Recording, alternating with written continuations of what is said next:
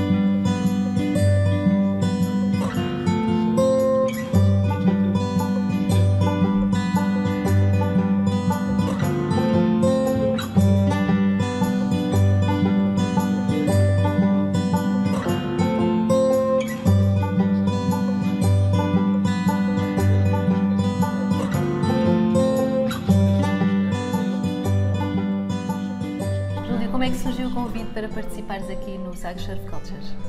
Bom, eu estava em Lisboa no ano passado, já no outro projeto, recebi uma ligação do Manel Castro.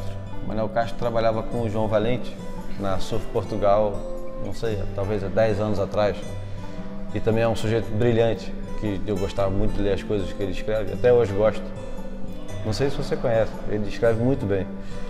E ele estava trabalhando com o João Rei no Sagres Surf Culture e disse que ia fazer a primeira edição internacional do evento. E perguntou se eu tinha interesse de participar, e eu falei, claro, ia ser uma honra.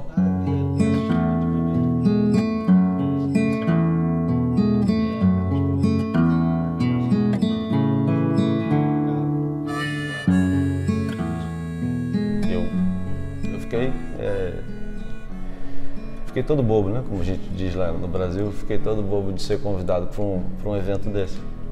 E depois, quando soubeste quais eram os outros convidados? Eu não fazia a menor ideia de quem vinha, mas quando recebi o convite diretamente do João Rei, que eu ainda não conhecia, com a lista dos convidados, eu fiquei assustado, né? A edição deste ano, deste evento, foi sobre influências. Imagino que estejam aqui neste painel de convidados muitas influências tuas, pessoas que tu admiras. Olha, eu acho que o João Rei e o Manel, o Sagres Surf Culture, ele fechou um ciclo, se é que a gente pode dizer isso, mas eles se referem aos convidados como influência. Mas eu acho que o João Rei e o Manel conseguiram devolver a influência, entendeu?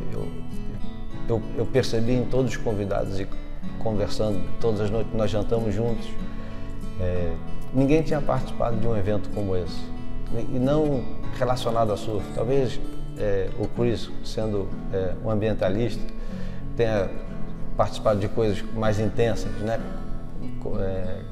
Com protestos ou com causas ambientais. Mas isso quase, resumindo em surf, o Sagres Surf Culture, de certa forma, está influenciando todo mundo, né? O Rusty está saindo daqui, até o Rusty de 73 anos está saindo diferente daqui, eu acho. Todo mundo vai carregar isso um pouco pro resto da vida. As apresentações do Andrew Kidman foram muito emotivas, muito emotivas. É difícil você segurar a emoção numa hora dessa.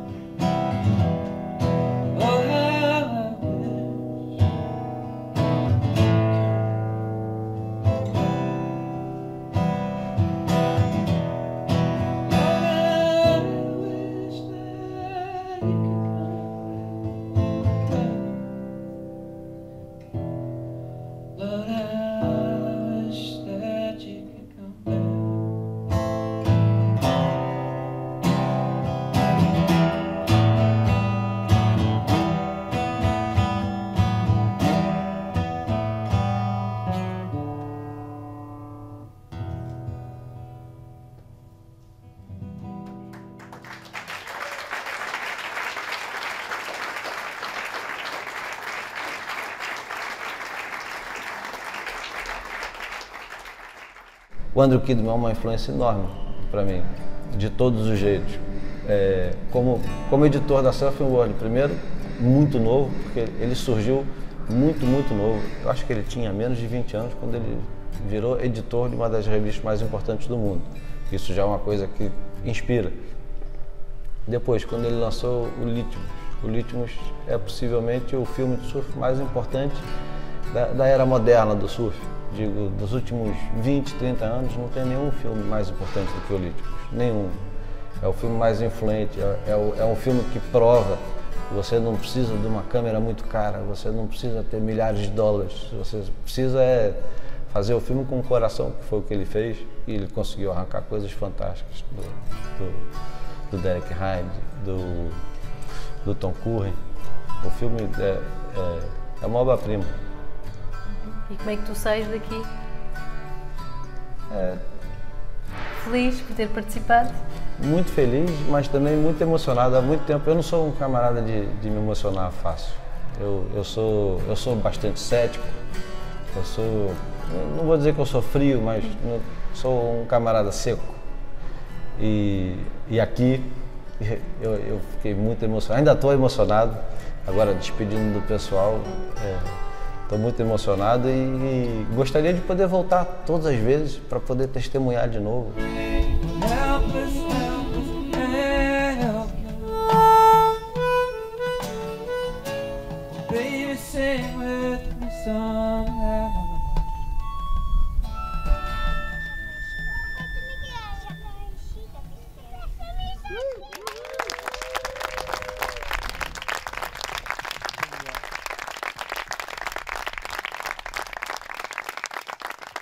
Para já, já estou usando até expressões portuguesas, né? Para já.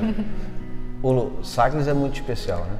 O Sagres tem esse recorte, que o João ainda aprontou isso para os convidados, ele aprontou de fato que ele conseguiu um historiador para explicar para a gente a importância de Sagres, ele nos levou na Fortaleza, no Farol, um geólogo e uma bióloga para fazer um passeio conosco.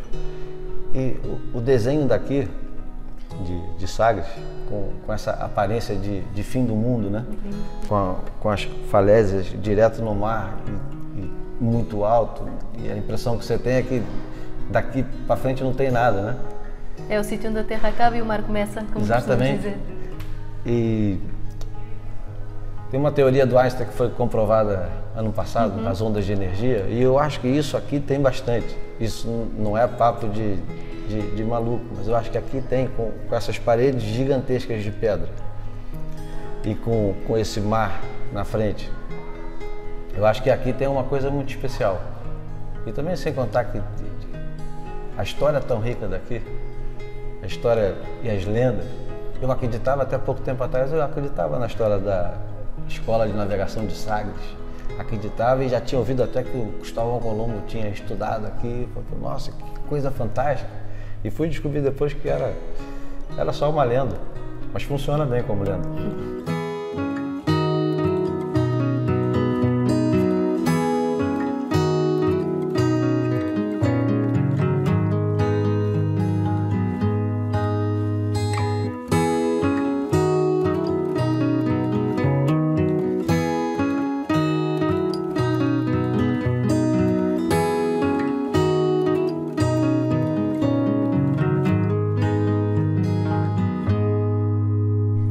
Qual é a tua relação com Portugal, com o nosso país?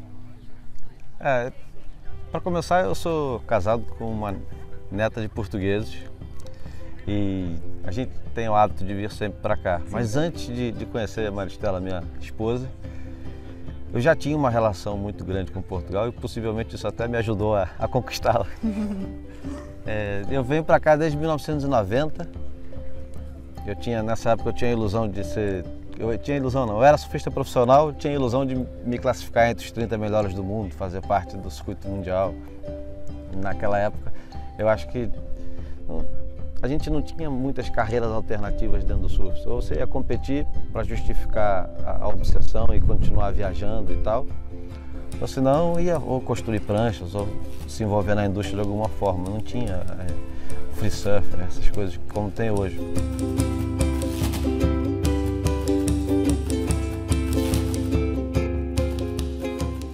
consegui com o meu patrocinador que ele pagasse 10 pranchas, trouxe 10 pranchas para cá, para ir vendendo aos pouquinhos e pagar a viagem.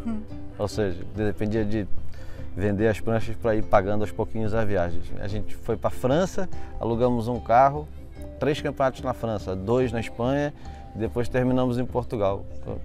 Eu me lembro quando a gente chegou aqui em Portugal, estava um dia horrível, frio, vento, era setembro, e a gente falou, puxa vida, era só o que faltava agora chegar num lugar assim, parecia tão desolado, tão triste. E 2, 3 dias depois o mar estava perfeito, estava sol, foram as zonas mais fantásticas da viagem.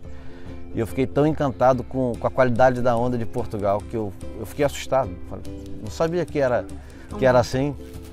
E onde é que foi? Ericeira, Ribeira de Ilhas. Mas a gente sofremos por tudo, coxos e tudo estava tão bom, tem uma condição fantástica. O campeonato foi vencido pelo Tom Curren. Foi uma experiência muito, muito marcante.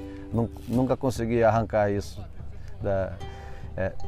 Uma das experiências de viagem mais marcantes que eu tive foi a chegada em Portugal em 1990. E depois voltaste sempre então? Depois voltei em 93 também para os campeonatos, 96 também para os campeonatos e a partir de então, em 96 eu estabeleci uma relação com Portugal ainda mais profunda e duradoura até hoje, que é de colunista para a revista Surf Portugal. O João Valente, que era meu amigo, convidou-me para escrever. Eu passei a ser colunista. Sou o colunista mais antigo hoje da revista. E como é que vocês se conheceram? A gente conheceu na Califórnia, em 1993. Eu passei 2 meses e meio na Califórnia competindo. Aí, era sempre a desculpa que eu tinha para viajar pelo mundo, era competindo. Tinha um patrocinador que bancava as viagens, dessa vez não precisei levar 10 pranchas, já tinha um dinheirinho. Eu tinha ganho um campeonato no Brasil razoavelmente importante, então eu pude pedir 2 meses e meio de estadia com carro, com tudo, e competi 6 campeonatos lá na Califórnia. Conheci o João lá. E o João é flamenguista como eu, morou no Rio de Janeiro e é essa pessoa expansiva, né? O João é muito desinibido, né? E a gente ficou amigo. Em 96, quando eu voltei aqui, encontrei com ele. Ele já fazia Surf Portugal. Eu sempre gostei de revista, sempre fui um doente por colecionar coisas. Então eu queria todas as revistas de surf do mundo, eu queria ter pelo menos um exemplar. A Surf Portugal era uma das poucas que eu podia ler, literalmente, ler inteira e entender. As outras eu tive que aprender inglês para poder... Eu pegava o dicionário e ia aprendendo aos pouquinhos.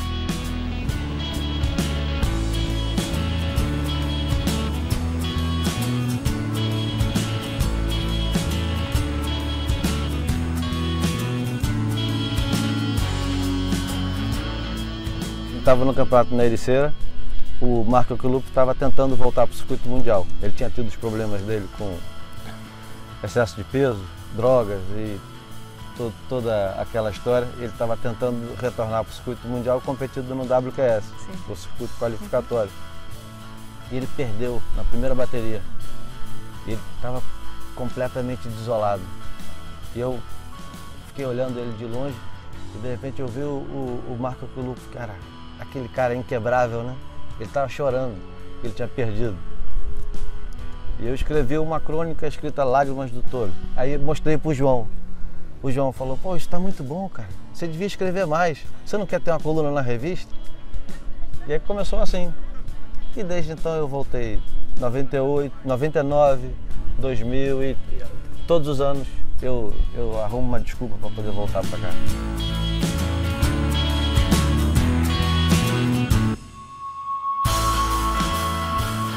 Como é que era o surf na altura em que tu competias, em que andavas no circuito? Muito diferente? Eu não sei se é tão diferente de hoje. O surf profissional sempre foi esse antro de gente egoísta, obcecada por resultados. Serve como metáfora para a vida. Assim, no mercado de trabalho é mais ou menos assim. Tem gente mais agressiva, tem gente menos agressiva. E eu aprendi muito competindo circuito mundial, circuito brasileiro. Eu aprendi muito, aprendi a lidar com pressão, aprendi a lidar com situações de risco, enfim. O que é diferente daquela época para hoje? Hoje talvez tenha mais dinheiro, mas eu acho que o abismo continua. Você tem pouquinha gente ganhando muito dinheiro, tem muita gente ganhando pouco dinheiro.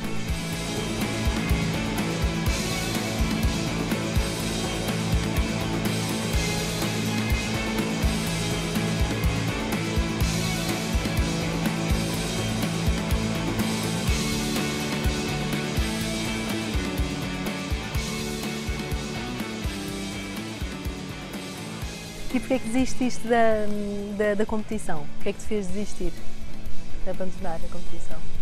Foi gradual? Como é que aconteceu? Eu parei de competir definitivamente em 97, comecei em 84. Eu não aguentava mais perder, é muito duro perder, é muito difícil lidar com a derrota. E quando você tem sempre que lidar com a derrota, mas eventualmente você ganha. E quando eu percebi que a minha margem de erro era muito maior do que a margem de acerto, quando eu perdia muito mais do que ganhava e também já não conseguia mais ganhar dinheiro, não tinha patrocinador e não estava me dando muito bem, e eu acho também que eu comecei a deixar de gostar tanto de competir, porque era uma experiência muito intensa para mim. E cada vez que eu perdia, eu ficava destruído. E já estava também começando a editar vídeos, mas já escrevia consistentemente para Surf Portugal, para revistas no Brasil. Enfim, já tinha um caminho alternativo, mas eu fiquei uns bons 2 ou 3 anos sem saber direito o que eu ia fazer da vida.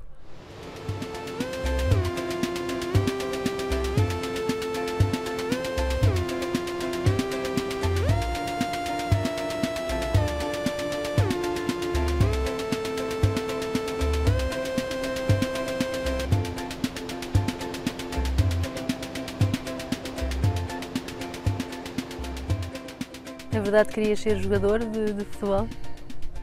É uma brincadeira que eu faço, mas é o sonho. Eduardo Galeano, que é um escritor uruguaio, diz que todo uruguaio já nasce, quando ele sai da barriga da mãe, ele já nasce um torcedor. E isso vale para argentino, para chileno, para brasileiro. Você aprende a andar e depois de aprender a falar, a andar, você aprende a torcer. Eu sempre fui flamenguista e meu pai vascaíno, e a gente sempre gostou muito de futebol, e a paixão vinha de casa. Eu tinha a ilusão de me tornar jogador de futebol, porque aquilo era igual uma criança americana possivelmente sonha em ser astronauta. Acho que toda criança brasileira tem o sonho de ser jogador de futebol. Eu queria ser jogador do Flamengo. E o Flamengo, quando eu tinha 13 anos, era o melhor time do mundo.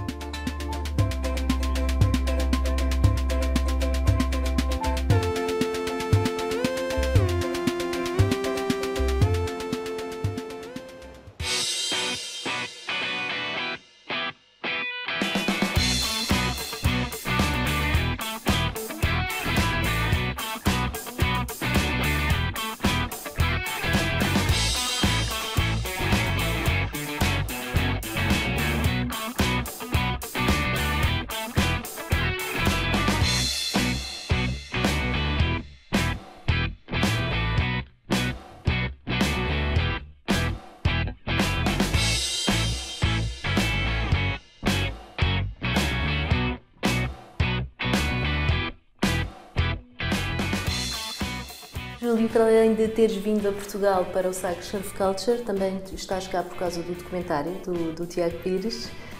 Há quanto tempo estás envolvido neste projeto? Bom, desde fevereiro do ano passado, quando eu recebi uma ligação inesperada do Tiago, perguntando o que eu ia fazer em 2015, 2016, e dizendo que o grande projeto dele era um filme. E perguntou se eu topava, eu não tive dúvidas, né? é um tremendo desafio. Nunca tive envolvido num projeto tão grande, né? Tão ambicioso. Contar a história do surfista mais importante de Portugal não é uma tarefa fácil. Há quanto tempo é que tu conheces o Tiago? Eu nunca fui muito íntimo do Tiago, mas como eu escrevo para Surf Portugal, eu escrevo sobre o Tiago desde sempre, desde 97, 98. Eu acompanhei muito de perto a luta dele para entrar. E acompanhei muito de perto as críticas e tudo. E escrevi vários textos incentivando e criticando, mas muito atento à trajetória dele o tempo todo, e sempre publicando alguma coisa. E o João Valente e o Zé Seabra são muito amigos do Saca. O Zé Seabra quase um tutor, né, nesse caminho que ele teve pelo surf profissional. E a proximidade que eu tenho com eles, que ambos moraram no Brasil, o João Valente e o Zé Seabra, também sempre me aproximou um pouquinho do Saca, mas nunca tive muita intimidade com ele. Pela primeira vez eu estou conhecendo o Saca de verdade, mesmo agora.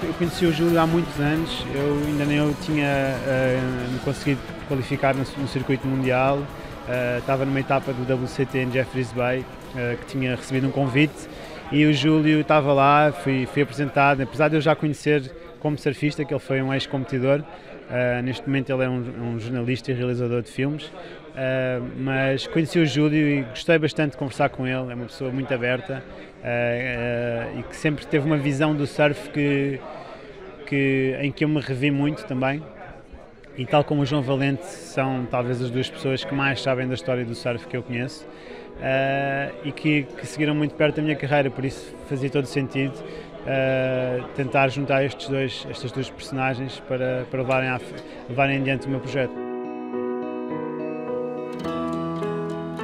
O que é que nós podemos esperar deste documentário que já está a ser preparado há tanto tempo? As expectativas são muito elevadas aqui do público português e não só. O que é que podes revelar? Eu acho que quer dizer, o meu grande desafio vai ser revelar um pouco o lado menos conhecido do Tiago, o lado mais humano, o lado com mais incertezas. E acho que o documentário vai tentar mostrar um pouquinho esse momento que o Saca vive hoje, em 2016, e não apenas um grande tributo à carreira dele, que eu acho que já é de certa forma notório em Portugal, as grandes conquistas, nós vamos relembrar, mas esse momento de decidir que vai parar, o que passa na cabeça delas, o que muda na rotina delas, o quanto que elas mudam a partir disso, eu acho que é isso que é o desafio do filme, tentar mostrar um pouquinho disso. Quantas pessoas é que entrevistaste? Muita gente para falar sobre o Tiago? Nós entrevistamos por volta de 50 pessoas. Só de campeão mundial, para ficar nos campeões mundiais, tem o Joel Parkinson, Mick Fanning, Kelly Slater, CJ Hobgood, Sunny Garcia, Martin Potter, Adriano de Souza. Adriano de Souza, que é um grande amigo do Tiago e que deu uma entrevista com muito gosto antes de ser campeão mundial. Engraçado. Então tem muita gente, tem todos os grandes personagens do surf português, eu acho também. Tem o Nuno Jonet, tem o João Valente, tem o Miguel Pedreira, tem o Capucho, tem o Gonçalo Cadilli, tem o Pedro Adão e Silva, tem o Kikas, tem o Vasco. Júlio, como jornalista, já entrevistaste muita gente, também agora é exemplo para o documentário, mas eu já li que tu não gostas muito de fazer entrevistas, não é? Não gostas muito de entrevistar, não gostas muito de ser entrevistado, gostas mais de conversar, como tu dizes. Eu gosto quando desliga a câmera e as pessoas conversam, normalmente são as melhores entrevistas. Comigo aconteceu sempre. Gostas mais então de escrever do que propriamente entrevistar? Gostas mais de conversar e de escrever sobre o que vês no mundo? Eu gosto de contar histórias. Gosto muito de contar histórias, seja escrevendo com com palavras, seja escrevendo com imagens. Quando eu edito, eu gosto muito de editar, então editar é escrever com imagens. E até filmar é um pouquinho também de escrever. Eu não sou tão habilidoso com a câmera, gostaria de ser, mas nunca tive medo de pegar na câmera e sair fazendo as coisas. Nesse filme não fiz nada. Isso tudo quem fez foi o Ricardo Capistrano, que é um câmera excepcional. E eu gosto mesmo de contar história. Quando é que começou o teu gosto pela escrita? Bem cedo? Começou bem cedo. Começou na escola, fazendo redação. Eu tinha uma letra muito feia e tentava compensar a letra feia com boas histórias e principalmente com humor. Sempre achei que o humor era um ingrediente fundamental para o resultado final. Quando é que se tornou depois uma maneira de viver? Quando é que tu percebeste que querias continuar a escrever e fazer isso de forma profissional? Em 96, 97, quando eu percebi que o surf profissional já não seria mais o meu ganha-pão, eu decidi investir mais na escrita. Mas isso não é uma decisão muito consciente. Eu nunca fui um camarada de planejar as coisas, então não foi uma coisa que eu falei, bom, a partir de hoje eu deixo de ser surfista profissional e me transformo em jornalista. Foi acontecendo. Foi acontecendo, porque mesmo depois de ter resolvido que eu já não ia mais competir profissionalmente, eu ainda fiquei pulando de galho em galho em vários tipos de trabalho que apareciam para mim. Eu dirigi programas na televisão, editei filmes e filmei e fiz tanta coisa diferente num espaço de tempo que acho que foi esse tempo que você fica sem saber o que vai acontecer. Eu aprendi a fazer um bocado de coisa, mas era sempre relacionado a contar a história. Em relação ao teu blog, foi inspirado num blog português, segundo li. Sim. Goiabada. Eu já escrevia para sites brasileiros. Em um determinado momento eu decidi que era melhor voar sozinho e achava fantástico que o Pedro Adão e Silva, o Pedro Arruda, Manuel Castro, o Vasco e o Miguel faziam no Ondas, e eu falei, poxa, vou imitar. A gente vive tentando imitar, né? Às vezes dá certo, às vezes não. E às vezes você acaba criando do seu próprio jeito. Sim. E foi legal, porque assim que eu criei o blog, ele teve uma aceitação muito grande. Tinham pouquíssimos blogs no Brasil. Em língua portuguesa não tinha quase nenhum, tinham Ondas, tinham 2 ou 3 no Brasil e as coisas eram muito pessoais. Eu acho, eu faço, eu não sei o quê, tudo em torno de si. Eu resolvi fazer o Goiabada. Goiabada, não sei se você sabe, mas Goiaba é um cara meio distraído, um cara que faz as coisas e meio que não dá certo, às vezes o cara tropeça. Então, esse é o Goiaba. Não chega a ser maluco, mas essencialmente um distraído, é um cara que é capaz de começar falando como eu, começa falando de boxe, vai falar de surf, depois termina falando de cinema e ainda mistura futebol no meio. Isso é um Goiaba.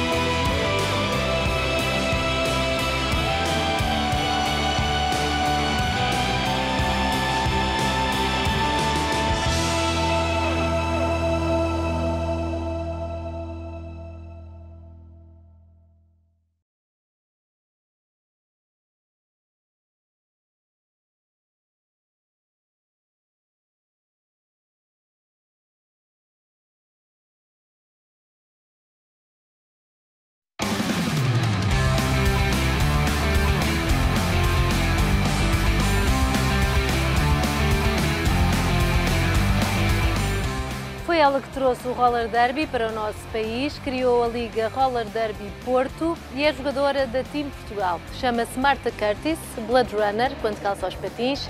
Vem conhecê-la esta semana no Mundo ao Contrário.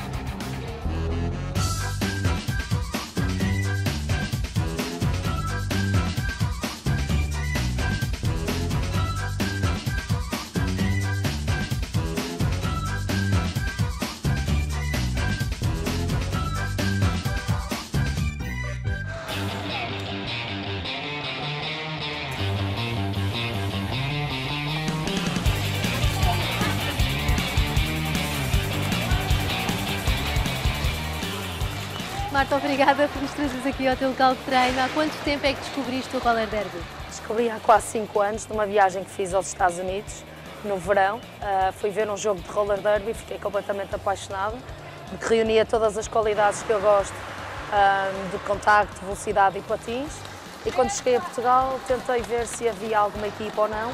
Como não havia, lancei o apelo no Facebook e começou assim. E foram respondendo algumas pessoas, porque